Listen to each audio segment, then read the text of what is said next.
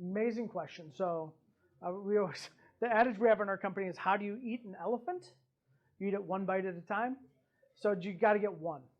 Just get one and figure out, because here's going to be the massive issue for you, in my opinion, is, I found this product. I got it on a clearance shelf at Walmart for $1. It sells for $12.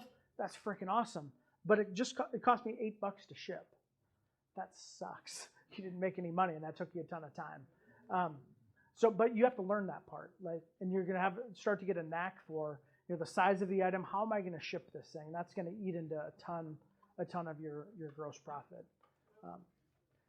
I'd start with one. And here's the cool thing: make a mistake. Who cares? If you bought an item for $1 and sold it for $12 and lost $3, no big deal. Yeah. Yes, sir. So who uses it for shipping? So that's like shipping costs. Yeah. So we used to say, this is like advanced shipping negotiation. All of our money we want to send to FedEx, because that's going to drive our biggest discounts. As we grow up in shipping volume, we'll get more rebates on the back end. But here's what we found. Right now, half of our spend is with FedEx, half of it's with UPS, and they both can see what the opportunity is on the other side. So FedEx right now is getting a lot of our smaller items. UPS is getting our larger items. And so what we want FedEx to do is see that opportunity and say, okay, we'll drop your DIM, and DIM is a shipping deal. We'll drop your DIM down to $140 because we want that business. And so we play them both against each other constantly. We use ShipHawk for our back-end shipping, and they do rate shopping for us. So our shipping team, the item comes through, it already knows it's 10 pounds, and it's going to print out a label, UPS or FedEx, based on the data that we have in the box.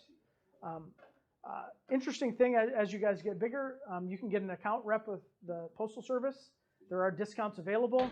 They're very difficult to work with, but that first-class mail shipping is very difficult to beat.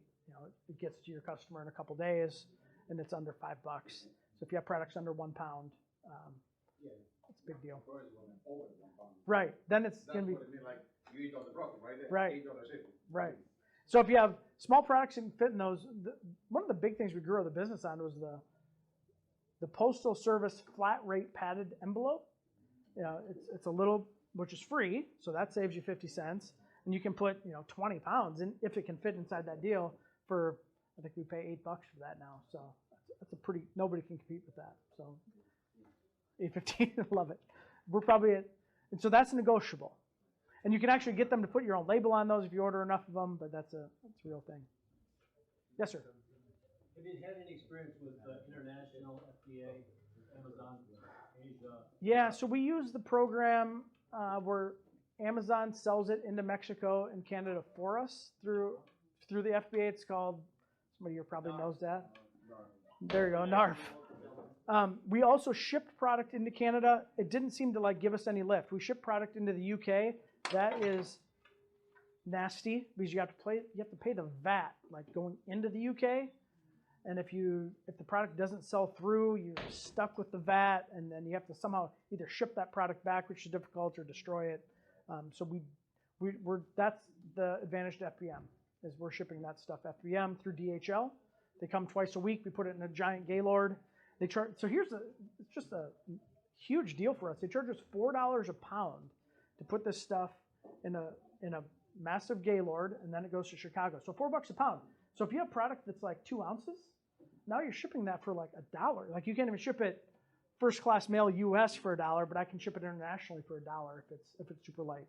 So we ship about 400 products a week that way. There's some, and the price in international marketplace, we actually raised the price too.